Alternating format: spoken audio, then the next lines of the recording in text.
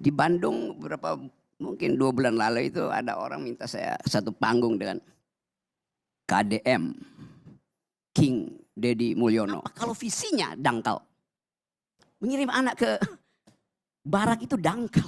Saya memilih menjadi orang yang berpikiran dangkal, tapi melahirkan hamparan tanaman.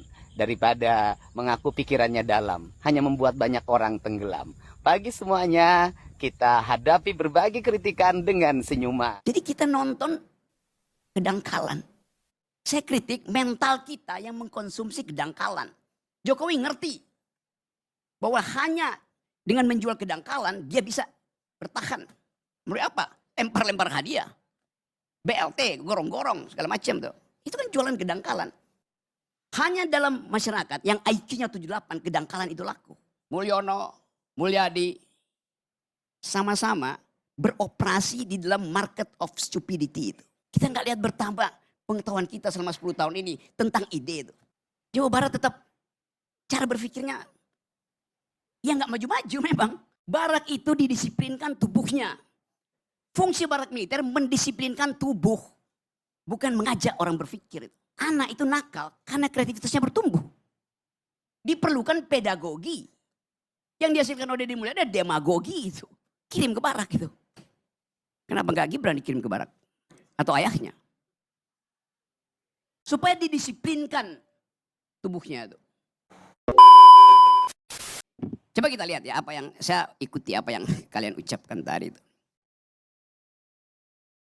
Saya tidak ingin bicara soal watak, strategi, kemampuan membangun public opinion dari Kang Deddy. Karena pada akhirnya pembandingnya cuma Mulyono. Kan dari tadi Anda ngomong begitu. Kenapa pembandingnya nggak Bung Karno misalnya coba? Atau Bung Karno juga bicara hal-hal yang retorik. Tetapi dengan logika yang kuat gitu. Sehingga bisa dibantah. Retoriknya selamat, logiknya selamat. Jadi samar-samar saya mulai melihat bahwa yang berbahaya sebetulnya bukan Deddy Mulyadi, Yunto Mulyono. Tetapi penonton Mulyono dan penonton Deddy Mulyadi sama. Itu soalnya. Nih ada Armando. Bicara tentang mengajar teori komunikasi itu. Di dalam teori komunikasi ada satu prinsip yang menerangkan bagaimana orang mengkonsumsi kedangkalan gitu. Apa namanya deh ya? Society of the spectacle. The society of the spectacle. Gimana bahasa Indonesianya? Masyarakat yang doyan nonton kedangkalan kira-kira itu tuh. Ada teorinya, betul. Ada ya. Dalam hal itu dia bermutu dalam soal memahami konsep-konsep dasar itu. Teori itu, dulu saya ngajar teori itu di jurusan filsafat. Itu bagian dari critical studies. Yang disponsori oleh pikiran-pikiran Marxisme itu kiri. Yang menganggap bahwa ucapan, penampilan itu komoditas. Jadi kita lagi menonton orang jualan komoditas. Yang namanya penampilan. Apa istilah tadi? Visualisasi. Bukan visi. Di situ bedanya. Kita nggak dapat. Visualisasi Jokowi sampai sekarang seluruh rakyat Indonesia tahu. Gorong-gorong. Kesederhanaan. Tapi visinya orang nggak ingat. Deddy Mulyadi juga dimulai dengan problem yang sama. Tadi teman-teman pendukung Deddy Mulyadi mengatakan, yang penting visualisasinya bisa menghemat anggaran. Oh bagus. Tapi dalam politik orang mengukur, visualisasi itu demi apa kalau visinya dangkal. Mengirim anak ke barak itu dangkal. Barak itu didisiplinkan tubuhnya. Kalau kita belajar teori-teori disciplinary society oleh Michel Foucault misalnya. Fungsi barak militer mendisiplinkan tubuh. Bukan mengajak orang berpikir. Apa istilahnya deh? The docile body. Tubuh yang didisiplinkan. Yang ditekuk, dibentuk. Anak itu nakal karena kreativitasnya bertumbuh. Diperlukan pedagogi. Yang dihasilkan oleh Deddy Mulyadi ada demagogi itu. Kirim ke barak itu. Kenapa nggak Gibran dikirim ke barak?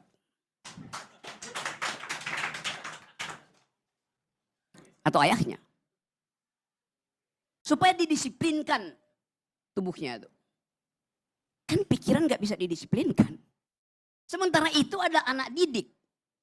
Bagaimana mendisiplinkan pikiran anak didik? Justru anak didik itu diprovokasi untuk berpikir nakal.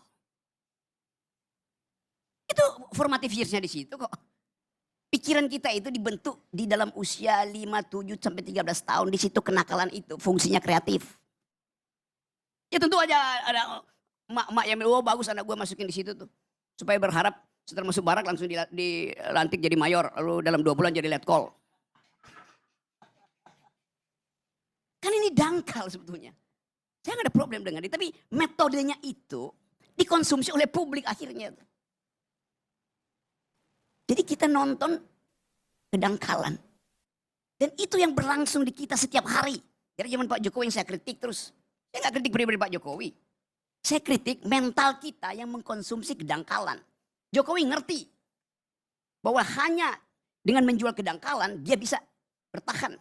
Melalui apa? Lempar-lempar hadiah. BLT, gorong-gorong, segala macam tuh. Itu kan jualan kedangkalan. Hanya dalam masyarakat yang IQ-nya 78, kedangkalan itu laku. Dan kita masih di situ.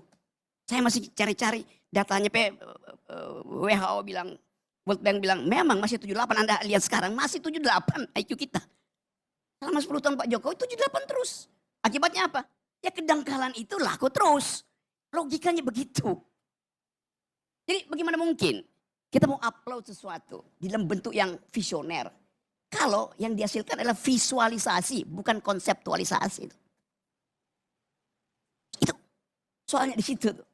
Jadi kita mau coba lihat bahwa Mulyono, Mulyadi sama-sama beroperasi di dalam market of stupidity itu.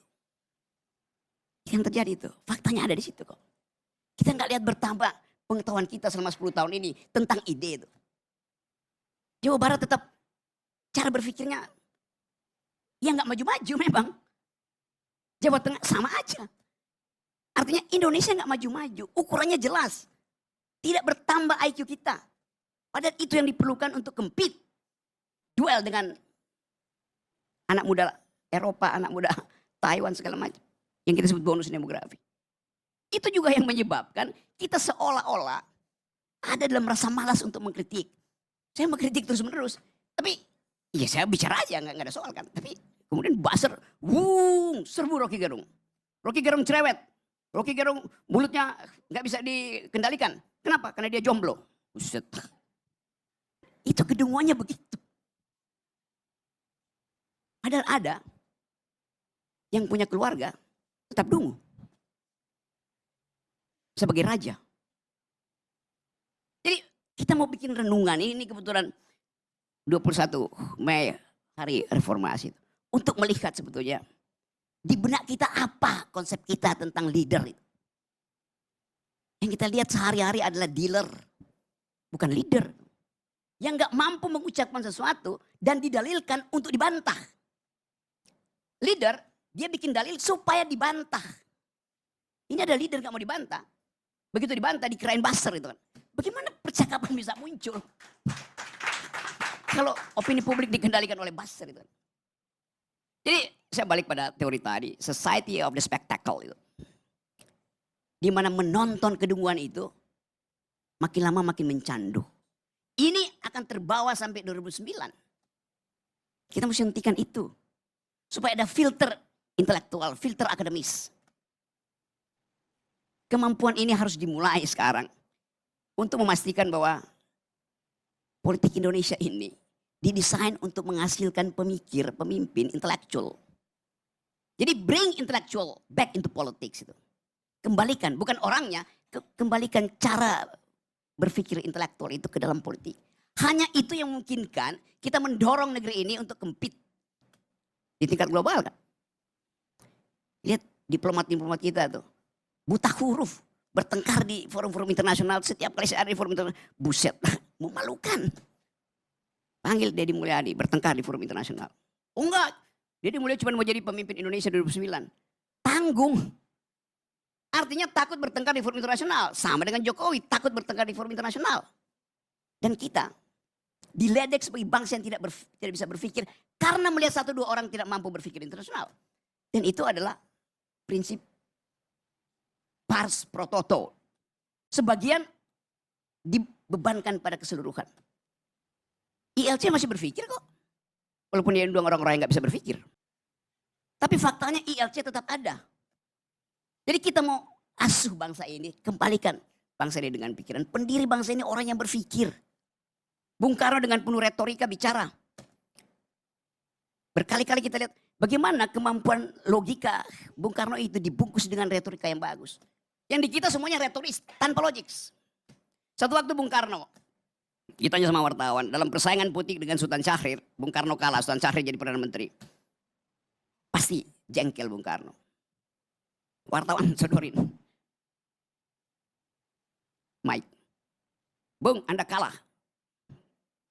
Bersaing dengan Sultan Syahrir. Kata Bung Karno, seperti rotan. Saya tidak patah. Saya hanya melengkung. Dia tahu dia kalah. Tapi dia mampu mengucapkan, saya tidak patah karena saya rotan, saya hanya melengkung itu. Terangkan itu pada Gibran.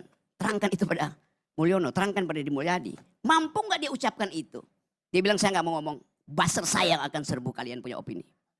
That's stupid itu. Nah kepastian-kepastian ini yang kita berternak kedunguan. Tapi kita harus ucapkan lebih dari itu. Oke, silakan berternak kedunguan. Tapi konsumsilah itu untuk dirimu sendiri. Jangan pamerkan ke publik. Jadi sekali lagi, itu yang ingin saya ucapkan. Yang salah saya mengerti. Karena ternyata forum ini ada tentang KDM. Bukan tentang Fufu Fafa. Terima kasih. Benar nggak sih ide Kang Deddy Mulyadi dangkal terkait pendidikan anak di barak militer seperti yang dikatakan oleh Rocky Gerung? Ya kalau menurut saya sih tergantung sudut pandangnya ya dan tolak ukur yang digunakan untuk menilai kebijakan Kang Deddy Mulyadi tersebut. Nah, ketika Rocky Gerung mengatakan bahwa program Kang Deddy Mulyadi tersebut sebagai pemikiran yang dangkal, menurut saya sih itu sah-sah saja ya. Hal itu dikarenakan Rocky Gerung merujuk pada filsuf Michael Foucault yang mengkritik sistem disiplin dalam masyarakat modern sebagai bentuk pengendalian tubuh, bukan pembebasan pemikiran. Nah, dalam perspektif ini, pendekatan militer dianggap mengatur perilaku luar, tapi tidak menyentuh akar masalah psikologis, ekonomi, atau sosial anak-anak tersebut.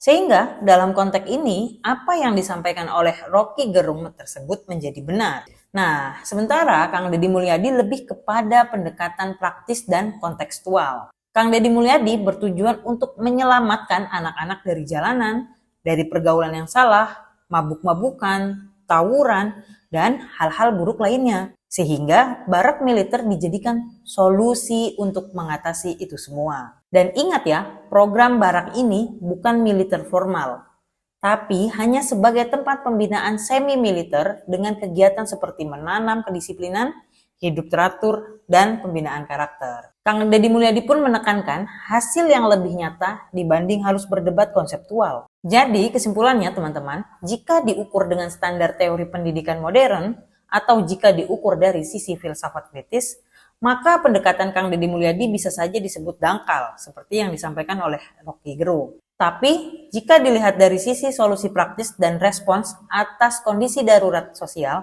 maka solusi atau kebijakan Kang Deddy Mulyadi terkait pendidikan anak di barak militer tersebut sangat relevan dan sangat baik. Nah, jadi teman-teman, untuk menilai kebijakan Kang Deddy Mulyadi kembali lagi ya kepada sudut pandang kita masing-masing.